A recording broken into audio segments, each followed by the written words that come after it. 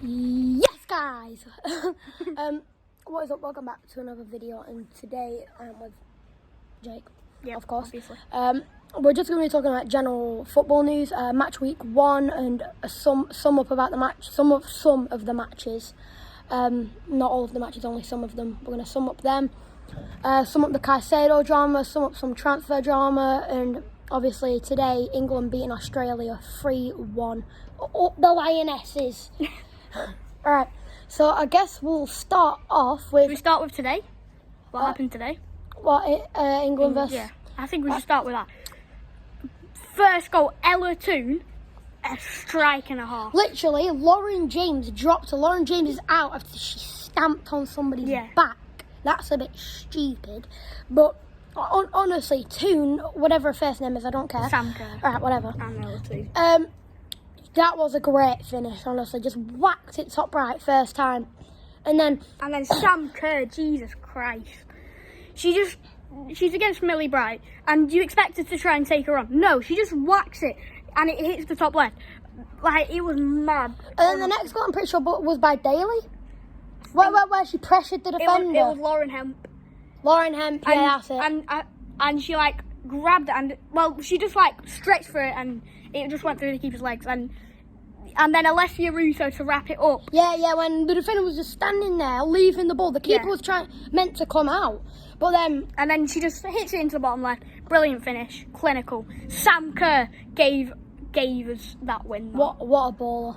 Sam Kerr gave us that win. Because she, like, a couple of 30 seconds before, it was a corner, and it came right to her. And it was like she had all the time in the world. She hit it. Like, it was like 6-yard box, basically. Mm-hmm. And she hit it, and it just went over. She like, it was such a good chance. And then, literally, from the same goal kick, we went up the other end and scored. All right, now moving to the complete opposite. We're going to be talking about some men's football now. So, we're going to be talking about Brighton versus Luton. We'll be talking a lot more about Brighton, obviously, later. Us two will, yeah. We'd rather not talk about the man who we are going to talk about later. Right. Brighton versus Luton. So, Brighton were just dominant. Yeah. I mean, I don't expect anything from Luton this season. I expect them to pick up 5 wins, about 10 draws, and the rest of them I expect to be massive L's. I reckon teams like Man City will beat them about 8-0. I'm saying that they're not going to be the worst team in the league. We're going to move on to them. The defence is terrible. Morris is a baller. Watch out for him. But, it's like Luton they haven't been good in the transfer window. I mean, they've signed Giles, a former Cardiff man. And, I mean, he's obviously a great player. And then Morris is obviously very clinical, slotted it into the bottom corner. But, I mean, Brighton without McAllister are the exact same team. Sorry, guys. I had a little bit of a technical issue there. Just don't mind it. Just don't mind it. Oh, my God. Look, watch this. Watch me do it, guys. Don't mind us. Alright, I'm just going to put it there. Yeah. You could have just done that the whole time. What was I saying? Morris is very clinical. Yeah. Yeah, Morris is obviously a very clinical player. Probably Luton's star man, bagged it bottom bids. But you can see Brighton without McAllister are the exact same team. I mean, they clearly did not need McAllister, although he was their best player. They don't need Caicedo either. It's mad. Yeah, without Caicedo and McAllister, they are the exact same team. They can push for top 6. And also, how have we not talked about Pele Panzu? The journey he's been on with Luton, from National League to Premier League, and then he does that in the first game. That flick. Yeah, that flick. He just, gave it to Adinga, is that his name? Mm. Yeah, I think it is. And that kid is something special. Mm. In pre-season, he's been class. And, yeah, Brighton, they spend $2 million on players and they come out and they sell them for $115 million. Fair enough. So I guess we move on swiftly to... Newcastle Villa. Shall we say that? You know who we're going to be talking about now. On the topic of Brighton, I think it's only right to talk about this man who has created some incredible nights for 2 different clubs, obviously being Liverpool and Chelsea. Caicedo. My thoughts of him, you fat neek. Your family wanted you to join Liverpool. Join us! So he decides. Sorry, neighbours. He decides to just. He just snubs us. My dad told me this. He was in London ready for Chelsea and Brighton to agree a deal. So that's the only reason why he didn't go up to Liverpool. And then FSG flew out to... No, he wanted to join Chelsea for the bag. It's so obvious. Yeah. He said he wanted to join Chelsea. He always has, but it's for the bag. And FSG obviously flew out to London, didn't make any effect on anything. But another player who's a potential player going to Chelsea. This isn't confirmed yet, but this is a player who could snub Liverpool, Lavia. He's already said he wants to join Chelsea and he's set for a medical. But all we had to do was spend $4 extra million. There you go, Lavia. Welcome to the club. Well, we agreed a deal with Southampton, 60 million, and Chelsea and Southampton agreed a 58 million deal, and he's just snubbed us. Yeah. I don't get why Southampton have it. Add on clauses, and it'll be on like 150k a week. It's a joke, and also, why do they have to have both of them? Exactly. Financial fair play better step in for this. Todd Bowley in free transfer windows has spent £1 billion. £1 billion British pounds. Please FFP. Please FFP. No, they said, I heard this on Sky Sports, they do not have the funds to buy Caicedo and Lavia. If they do, that's when FFP comes in. They've bought Caicedo, they're going to buy Lavia, they're going to buy Elise. That's about Elise, 35 million, Caicedo, what, 120? 115 Caicedo, plus 35, so that would be... Let's just say about 200 million. Yeah, it's an utter joke. But enough about stupid little Caicedo. I give up with him anyway. Liverpool vs Chelsea. The controversial decision in this match. Let me grab a football and show.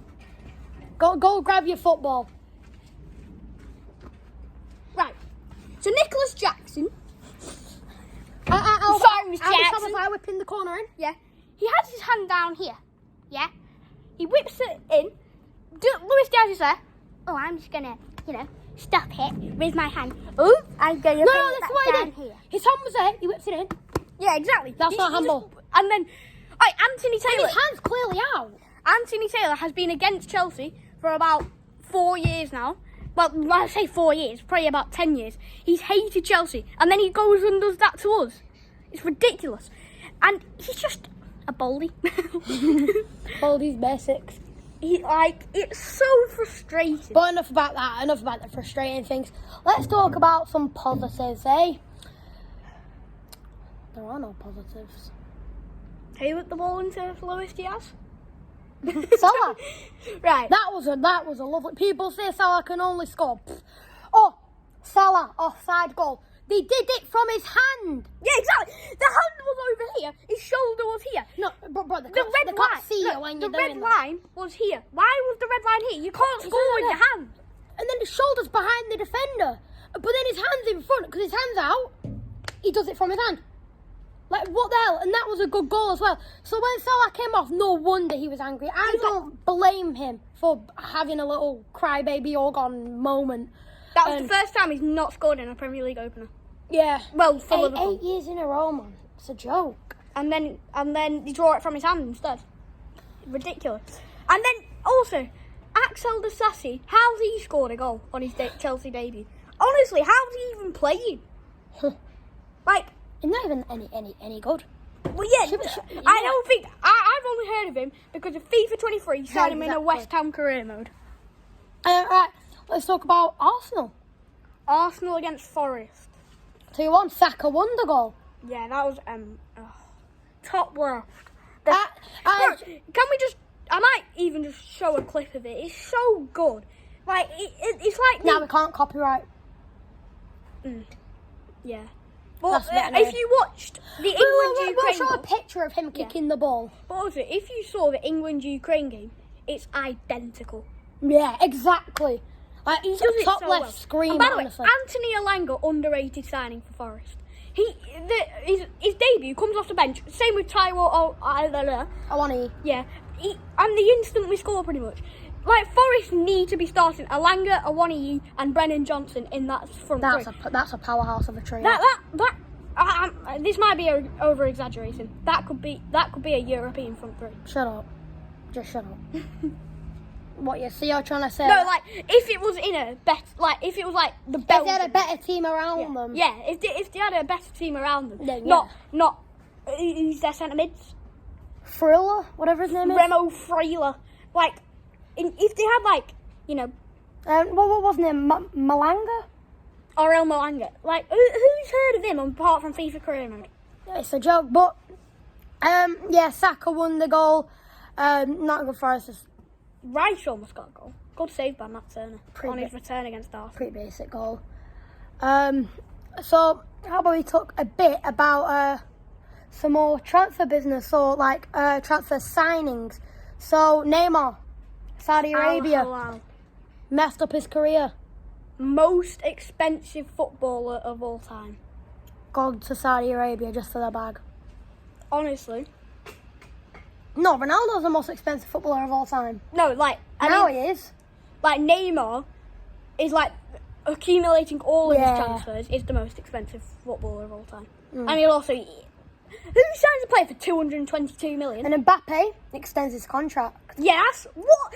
So he's like, oh, I want to leave PSG. Every single year, he's like, I'm leaving PSG. Real Madrid going to buy him. He was even rumoured to Saudi Arabia at one point. He's like, nah, I don't want to go to Saudi Arabia. Yeah, I'm gonna run down my contract and go to Real Madrid.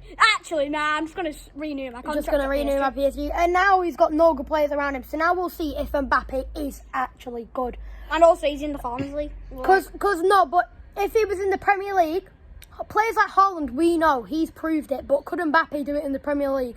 Like, even honestly, I'm gonna say he would score. It would be like this could be a Rory Jennings moment. 10-goal season. If he moved to like a Premier League club, 20 goals is a good season. Like a very good season. Like an amazing season. Everybody's like, oh, Mbappe's this sick player. By the way, I want to say the controversial thing. I've changed my opinions about Salah over Saka. I think Saka is better than Salah.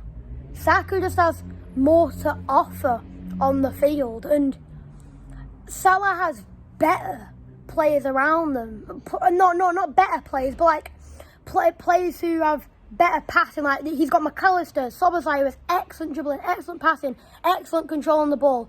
Salah's just not doing enough, and Saka's just proving his haters wrong every single game. So consistent, the most consistent winger in the world. Saka is. He is definitely a wonder kid. When he gets to that age, about 30, I reckon he will have 2 Ballon d'Ors in his locker. Do you remember the debate, Saka or Smith Rowe? Do you remember that debate? It was like Saka or Smith Rowe, who's going to be better? Smith Rowe has just won the under-21s Euros. Saka has played in a World Cup. He scored in the World Cup. He's played in the Euro finals. Yeah, exactly. Yes, he missed like the an penalty. actual Euro finals. Yes, he's missed the penalty. But he didn't deserve all that grief for it. Yeah, how old was he? 19 years old? Yeah, something like that. Still a class player. It's like, it's a joke. Yeah, he missed the penalty, so then he's not good apparently. And then the people disrespecting the women's football is a bit of a joke, because the women are proving the England men wrong. Yeah, the Euros, Chloe Kelly, I prefer at the moment the women England team over the men, because they're proving the men's team wrong. So anybody who says blah blah blah, I don't care about women's football, they're all so soft. So are men. Neymar going down on the floor diving. It's a bit of a joke. But yeah, I mean, I highly respect women's football. I think it's definitely growing. Yeah. I watched the game this morning.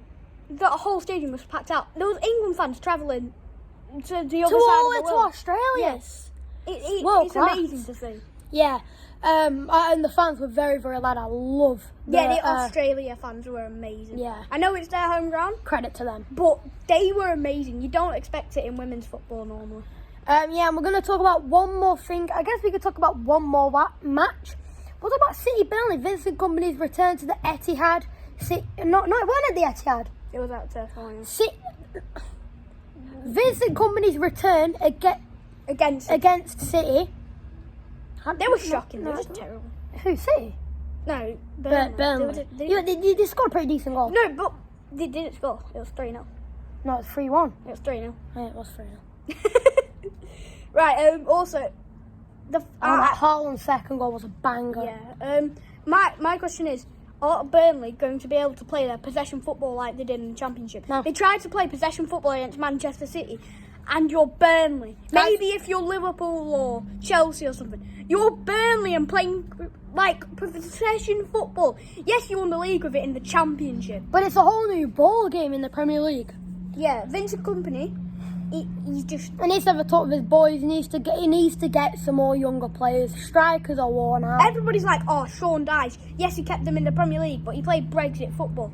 Well, that's actually better for a relegation team than trying to play, I'm going to play out from the back, when you've got Max Bayer and who's the other centre-back? I don't even know the other centre-back. The best centre-back left. Yeah, Taylor Hardwood-Bellis. Yeah. To City. Exactly. Because he was on loan at Burnley. He was class. I went to the game against Preston at 1-1. He scored a banging header last season. Exactly. It's a bit of a joke, but guys, this is where we end it because I do need to go. So Jake's going to edit this video while we're walking back to where we need to go, and we're going to end it here. So peace out.